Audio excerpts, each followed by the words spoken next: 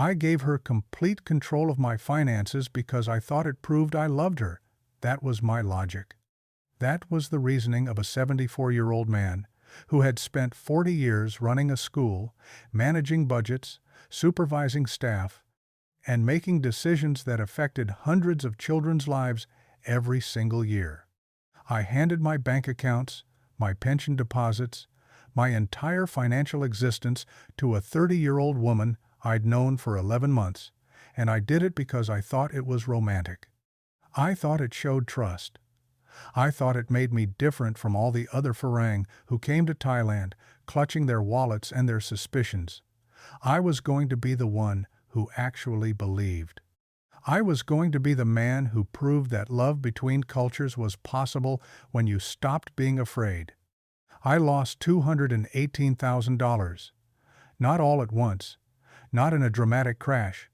Slowly, methodically, every single month, my Social Security deposits and pension payments were flowing directly into an account that fed straight into the hands of a woman I'd never met in a province 300 kilometers north of where I was sleeping. My name is Norman. I'm telling you this because I think you need to hear it. I retired from my position as a school principal in 2019 after 38 years in the Oregon public school system. I was good at my job. I want you to understand that. I wasn't some hapless man who'd stumbled through life making bad decisions. I'd managed millions of dollars in school budgets. I'd handled negotiations with teachers' unions. I'd dealt with difficult parents, difficult board members, difficult situations that required calm, clear thinking under pressure. I retired with a pension, with savings of $315,000, with a mortgage-free home in Portland that I sold 18 months later for a profit, and with the kind of bone-deep exhaustion that comes from spending 4 decades caring about other people's children. My own marriage had ended 12 years before I retired. Carol and I split in 2007, and we did it without much drama. We'd simply grown into different people who wanted different things. She remarried. I dated occasionally, without much enthusiasm. By the time I submitted my retirement paperwork, I was a 73-year-old widower of a marriage that had technically ended while the other party was still alive, living alone in a Portland house that had 4 bedrooms and a garden I didn't use, eating dinner in front of the television most nights, watching the news, and feeling vaguely that the world was moving on without me. My colleague Phil, who'd taught social studies at my school for 20 years, had retired 2 years before me and moved to Chiang Mai. He sent me photographs. He sent me emails that described his mornings in coffee shops, overlooking the old city walls, his evenings at night markets, his lunches of dishes that cost less than $1.50. He was 68 and looked in those photographs healthier and more alive than he had in years. When I visited him in October of 2019, just 3 months after my retirement, I understood immediately why he'd gone. Thailand did something to me that I hadn't expected. I want to be honest about this because I think it matters for understanding everything that came after. It wasn't just the warmth, although October in Chiang Mai was a revelation after decades of Oregon winters. It wasn't just the food, although I ate things that first week that genuinely changed my understanding of what cooking could be. It was the feeling of being seen, of being treated as an older Western man, with a kind of uncomplicated warmth and respect that I hadn't felt in America for years. Back home, I was a retired school administrator, invisible. In Chiang Mai, I was interesting. I was someone people smiled at on the street. I know now what that feeling was. I know what it was designed to make me do. But in October 2019, sitting in Phil's favorite coffee shop watching the light change over the moat, I thought I'd simply found a place that fit me. I moved to Thailand in March of 2020. I know what you're thinking about that timing. The world was locking down, and I was boarding a plane to Southeast Asia. But I'd already sold my Portland house by then, already transferred my life into storage units and wire transfers, And when the Thai government briefly opened a window for long-term tourist arrivals before closing borders entirely, I moved through it. Phil was there. I had contacts. I had enough saved to live comfortably for years without touching my pension. I met Malie in June of 2020, 3 months after I arrived, at a weekend market near Niman Road. She was working at a stall selling handmade ceramics, and she spoke English with a precision and formality that I later learned came from her years working as an accountant's assistant at a firm in Nakhon Sawan, where she was from. She was 30 years old, careful in her speech, deliberate in her movements, with a seriousness about her that I found immediately more attractive than the performative cheerfulness I'd encountered in other women I'd briefly talked to at expat gatherings. She didn't giggle. She didn't call me handsome within the first 5 minutes. She looked me in the eyes when she spoke and asked me genuine questions about my work, my life, what I thought about things. I bought a ceramic bowl from her stall. I came back the following weekend and bought another one. The third weekend, I asked if she'd like to have coffee. I want to be precise about the timeline here because it matters. We had coffee in late June. We had dinner in July. By August, she had met Phil and his wife Nong, and Phil had taken me aside afterward and said, with a careful neutralness in his voice, that Malie seemed like a serious person. "She's different," he said, and I heard that as a compliment, which I think was partly his intention and partly my willful interpretation. By September, she had told me about her family in Nakhon Sawan. Her mother, who had managed the family's finances since Malie's father died of a stroke when Malie was 17, and her 2 younger siblings, both still at home, both relying on Malie's monthly contributions. She told me this without asking me for anything. She told me simply as a fact about her life, the way you tell someone you're close to the things that define you. I admired her for it. I thought, this woman understands responsibility. The first money I gave her was in October of 2020. Her younger brother, Tawan, needed funds for a motorbike that would allow him to commute to a new job in the town center. The amount was 12,000 baht, which was then roughly $360. She didn't ask directly. She mentioned the situation one evening when we were cooking together in my apartment, and I said, without thinking much about it, that I could help with that. The relief on her face was genuine. I believe that even now. The gratitude was real. It was the first time I felt, in my retirement, that my money was doing something that actually mattered. We moved in together in November 2020. By December, I had opened a joint savings account at the Bangkok Bank branch near Niman Road, and we had together deposited the equivalent of $20,000 from my savings as a household emergency fund. Malie managed the household budget. This was practical, she explained, because she understood Thai banking, Thai systems, Thai pricing, all the infrastructure of daily financial life that I was still learning to navigate. I understood banking, I told her. I'd managed million-dollar budgets. She smiled at that and said yes, but did I know how to read a Thai utility bill or negotiate with a landlord who only spoke Muang dialect? She was right. She handled things efficiently and without complaint. Our household expenses were always within what we'd agreed, and for months I had no reason to question any of it. In February of 2021, over a dinner at a restaurant on the banks of the Ping River, Malie told me that she was ready to commit to a future with me. She wasn't asking me to marry her, she said. She understood that we'd only known each other 8 months. But she wanted me to know that she was serious, that she wasn't going anywhere, and that she believed what we had was real. I held her hand across the table and felt something I hadn't felt in a very long time. The particular warmth of being chosen. Phil had a friend named Ray, an American from Denver who'd been in Chiang Mai for 6 years and who had, during that time, lost a condo, and a significant portion of his savings to a woman he'd married in his second year there.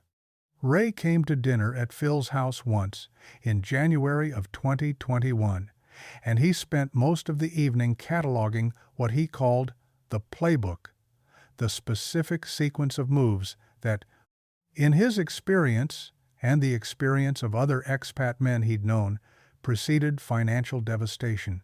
He was not unpleasant about it. He was just very specific. He talked about the introduction of family financial needs as a relationship deepening mechanism. He talked about the gradual transfer of financial administration. He talked about the way Western men's assets, in Thai law, were essentially unprotected if registered in a Thai partner's name. He talked for a long time, and I listened with the polite attention of someone who knows the information doesn't apply to them. Malie was different. My situation was different. I could see the difference plainly, and I was faintly annoyed that Ray, who had obviously chosen poorly, felt the need to universalize his bad experience. In March of 2021, Malie's mother needed surgery. The details were not entirely clear to me because Malie explained them in a combination of English and Thai medical terminology that I didn't fully follow, but the financial requirement was immediate and significant. 400,000 baht, which at the exchange rate then operating was approximately $12,500. This came from our joint account. I didn't hesitate, and I want to be honest about that. I suggested it before she finished explaining the situation. The gratitude she showed me in the days and weeks after that payment was profound. I felt like a good man. I felt like someone who had chosen correctly, who had found a partner whose love was made real by action, by showing up when it mattered, by not being the kind of man who calculated the cost of caring. I need to tell you something now that I only understood much later. Malie's background as an accountant's assistant was not incidental to what happened to me. She understood the architecture of financial systems in a way that most people, even educated people, simply do not. She understood direct deposit authorization processes. She understood how Thai banks categorized account holders and what permissions different account types granted to secondary holders. She understood exactly which documents, signed in which order, created which kinds of access and accountability.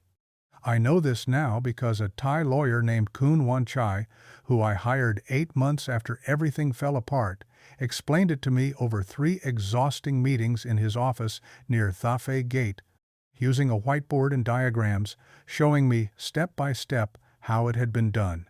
But I'm getting ahead of myself.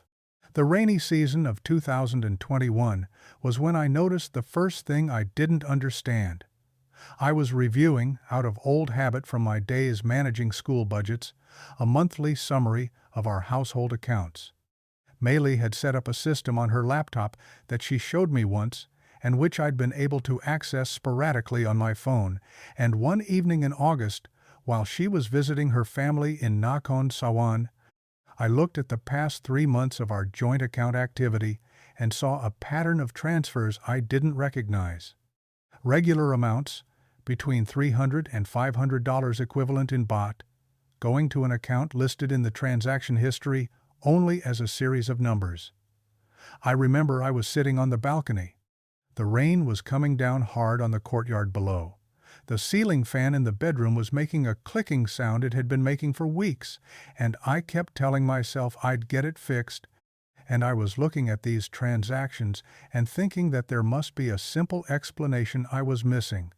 By the time Malie came back from Nakhon Sawan, I had convinced myself that these were automated bill payments I'd simply forgotten she'd set up.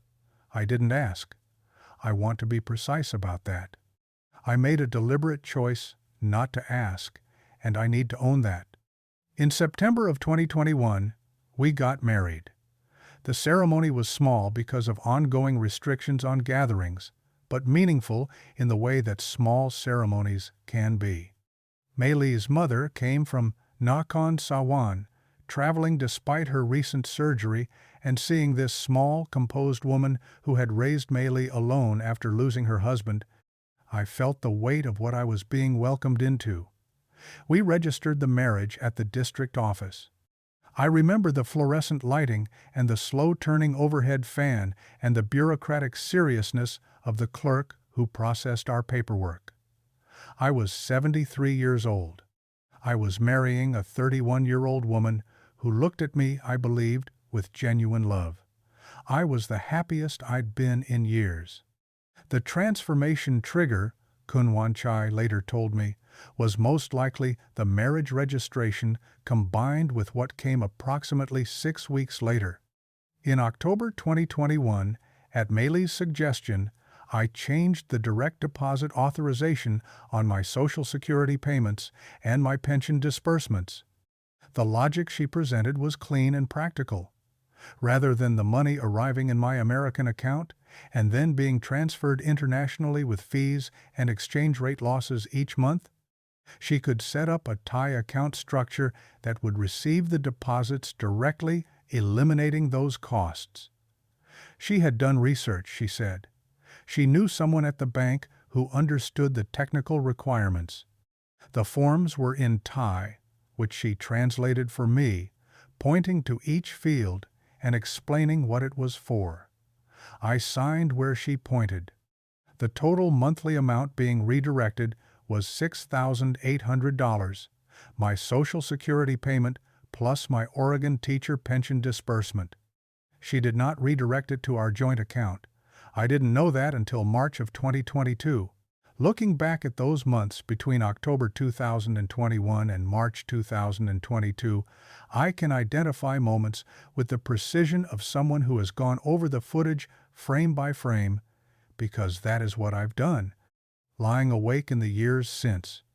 There was the morning I asked Malie why our household account balance seemed lower than I expected, and she said something about exchange rate fluctuations making international fees unpredictable. There was the evening she came home with a gold chain, which she explained was an investment, since gold was how Thai families stored value. There were the weeks when she spent more time in Nakhon Sawan than in Chiang Mai, always with reasonable explanations. Her mother's recovery, her brother's work situation, a family matter that required her presence. There was the way she'd started taking her phone calls in the other room, which I noticed but explained to myself as simply a habit of hers, a preference for privacy that I respected because I respected her. There was one afternoon in January of 2022 when Phil's wife Nong said something to me. We were at their house for lunch, and Malie had gone to use the bathroom, and Nong, who is from Lampang and who speaks English carefully and chooses her words with great deliberation, said to me quietly that she hoped things were good between Malie and me. She said it in a way that contained more than the words. She looked at me with a particular expression. I said things were very good, thank you, and I changed the subject, and I watched Nong's expression settle into something neutral and accepting, the expression of a person who has said what she could and now has to leave the rest to you. I didn't do my monthly budget audit in January or February of 2022 because we'd had a period of stress. Malie's brother had been in a minor motorbike accident and she'd gone to Nakhon Sawan twice in 6 weeks, and I'd been dealing with a flare-up of the back problems I'd had since my early 60s, and routine things slipped. In March, I sat down at my laptop on a Sunday morning while Malie was sleeping, made myself a cup of coffee, and opened the household account summary. And then I opened the American bank account that my Social Security and pension deposits were supposed to pass through on their way to us. The American account had received no deposits since October. I read that line several times. I checked the date range. I refreshed the screen. I went through every other account I had access to, looking for the deposits, thinking I must be looking in the wrong place, thinking there must have been a system change I'd missed or a delay I hadn't been notified about. My hands were not shaking yet. I was still in the mode of problem solving, the administrator mode, the This is a mistake that can be found and corrected mode. I calculated the missing deposits. 5 months at $6,800 per month, $34,000. Not in the American account, not in our joint account, somewhere. I called the Thai bank branch where we had our accounts. The representative I spoke to was patient and polite and explained that she could see my authorized accounts on her system, but that the account receiving my direct deposits was not one of those. She read me an account number. It was not a number I recognized. She told me the account was registered as a joint account under Malie's name and one other, which she was not able to disclose to me over the phone for privacy reasons. She suggested I come in to the branch with my identification. I sat in the kitchen for a long time after that call. The coffee went cold. Outside, Chiang Mai was waking up in its Sunday morning way. The sounds of a motorbike, someone's television, the birds in the courtyard. I remember thinking about the ceiling fan, which I still hadn't fixed, still clicking in the other room where Malie was sleeping. I remember thinking it was a very mundane sound to be hearing at what was clearly a very significant moment. When Malie woke up, I was sitting at the kitchen table. I told her what I'd found. I told her calmly, because I'd decided, sitting there for however long it had been, that I was going to be calm. I was going to give her the chance to explain. I was going to be the reasonable adult in this situation. She was quiet for a long time. Then she said that the money had been going to her family. Her mother needed more treatment than the initial surgery. Her brother's accident had generated costs. There was a situation with her sister's house. She had been meaning to explain it to me, she said. She had been trying to find the right time. I asked her about the account number the bank had given me. I asked whose name was on it alongside hers. She told me it was her mother's name. The account had been opened in Nakhon Sawan. All my monthly deposits for 5 months had been going directly to an account controlled by her mother in a provincial capital 300 kilometers away. She did not apologize. "This is the part that I find hardest to convey even now," she explained, but she did not apologize. The tone was the tone of someone clarifying a misunderstanding, not confessing a betrayal.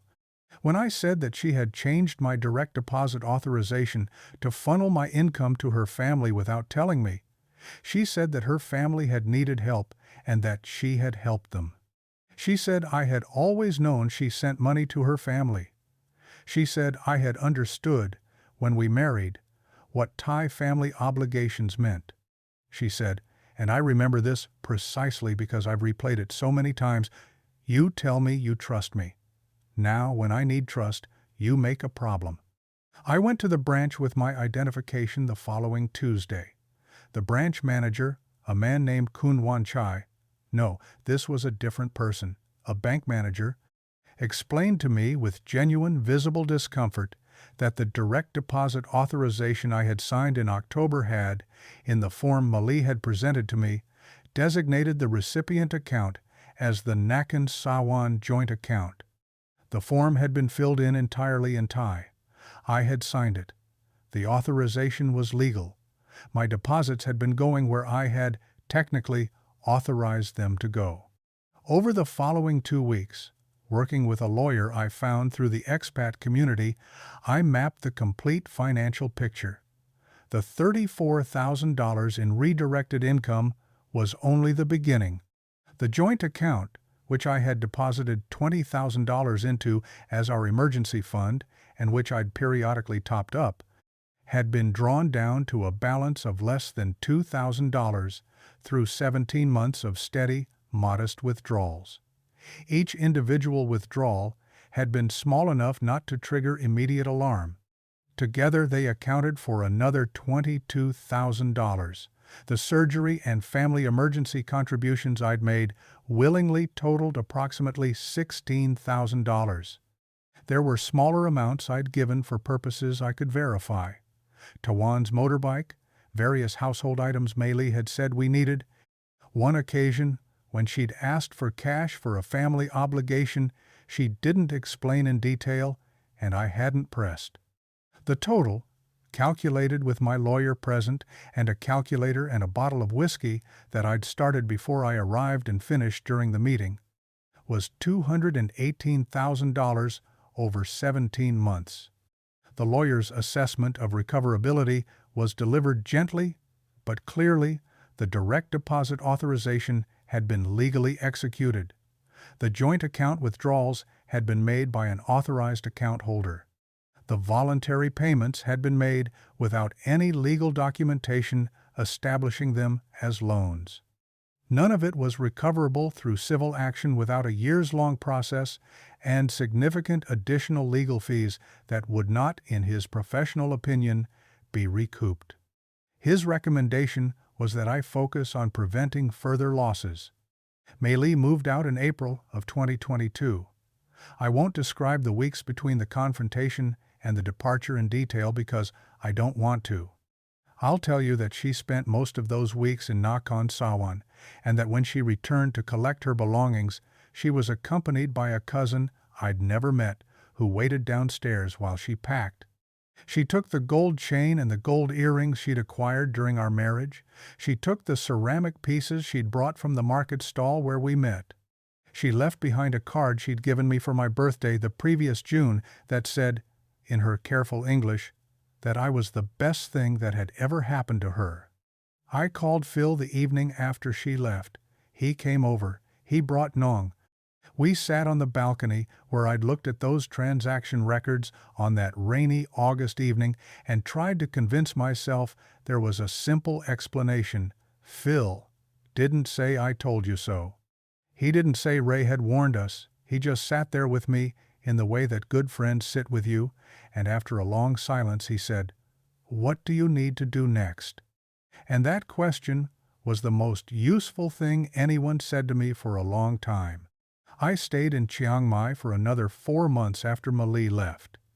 I want to be truthful about why. I simply didn't know where to go. My Portland house was sold. My life had been reorganized entirely around a future in Thailand that no longer existed. I was 74 years old. I was in a country I'd come to love, and that now felt hostile and incomprehensible, and the prospect of returning to the United States to start over with a reduced pension, no home, and no plan felt more frightening than staying. In the end, I moved to a smaller apartment near the university. I spent those months doing what I should have done years earlier. I found a financial advisor in the expat community, a Canadian named Ed, who'd been in Chiang Mai for 12 years and who had, over those years, helped a number of older Western men in situations similar to mine understand what options remained to them. Ed walked me through my actual financial position with a patience and directness that I'd needed and hadn't gotten from anyone. My pension and Social Security were still mine. The direct deposit authorization had been changed back with legal assistance. My remaining savings, after all the losses, stood at approximately $97,000. At my age, with my monthly income and my cost of living in Chiang Mai, Ed told me I could continue to live reasonably in Thailand without touching those savings significantly if I was careful. "You're not ruined," he said. "You're damaged. There's a difference." I believe he was being kind. Or possibly accurate. I'm not sure I always know the difference anymore. The lesson I've spent the most time with is not the one about financial controls, although God knows I've thought about that one. It's not the lesson about Thai law and foreign asset ownership, although that one matters too. The lesson I keep returning to is about the thing I called trust when I signed those forms in October of 2021. I called it trust because I wanted it to be trust. I called it trust because calling it something else would have required me to ask questions I didn't want to ask, to voice doubts I didn't want to have, to risk a confrontation with Malie about what she was doing with family money and why the amounts felt high and why she took her phone calls outside and why Nong had looked at me that way at lunch in January.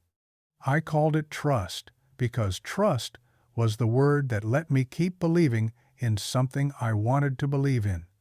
That wasn't trust. That was willful blindness with better branding. I'm telling you this because I think there's a specific kind of man who comes to Thailand at my stage of life, and I was that man, and that man tells himself that his love is different, his relationship is different, his understanding of culture is deeper, his woman is more serious, and these distinctions he draws feel very real and very solid, and they are made of smoke. They dissolve exactly at the moment when they need to be solid. If you are thinking of handing financial control to a partner you've known for less than 2 years, in a country whose legal system provides you almost no recourse as a foreign national, regardless of how much you love them and how different your situation seems from every cautionary tale you've heard, don't. It's not trust. It's hope dressed up as a policy decision. Hope is wonderful. It is not a financial instrument. I'm still in Chiang Mai. I'll probably stay. The pension arrives on time now, into an account that only I control, and my cost of living here is modest, and I know the city well enough that it feels, in a strange way, more like home than Portland ever did toward the end. Phil is still nearby. Nong still feeds me too much when I come to dinner.